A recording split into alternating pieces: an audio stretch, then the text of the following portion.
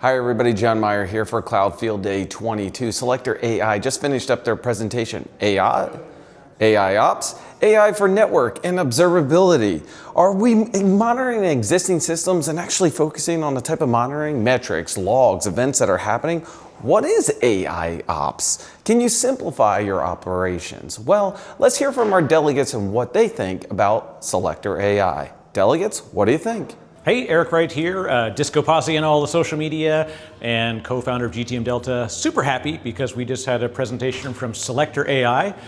If you're interested in observability and AI ops, it's an interesting combination of network observability that has application understanding and context, but really the sweet spot is, what's the goal of observability?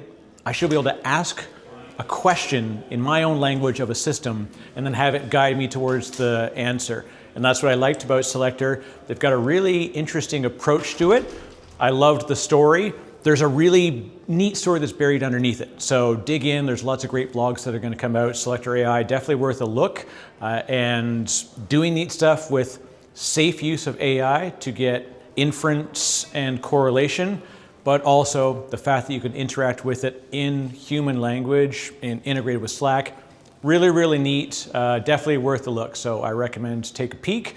And of course, Selectors, they've got all the videos on the Tech Field Day channel. So check that out. And of course, all the other delegates that are here. So thanks for watching.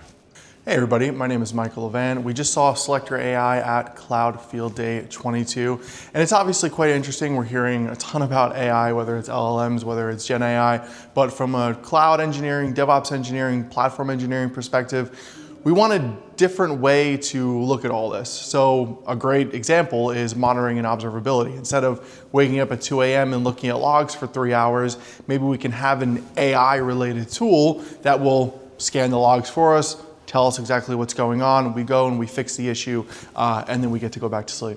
Hi, I'm Ned Belvance, nedinthecloud.com, and I just finished watching a presentation from Selector about the way that they are going about amassing all the different monitoring data that you have and collating it together to help you actually figure out what has gone wrong or when something is going to go wrong. Now that's not necessarily a new concept, but they put a new twist on it by including both machine learning and AI. And it's not just generative AI, it's some of the traditional foundational AI mixed in with Gen AI to make it friendlier for people who don't want to learn custom query language or GraphQL like me. So if you are responsible for managing a vast WAN or a bunch of distributed applications, I would say that it might be worth looking into Selector. All right, so it's Cloud Field Day 22. This is my first field day. I'm Barton George. So we just had SelectorAI, and it was very interesting to see how they're integrating AI, and then the way that AI as nomenclature can be both a double-edged sword. So they've glommed onto that, and people get confused because they've been using machine learning for the longest time, and that's a form of AI.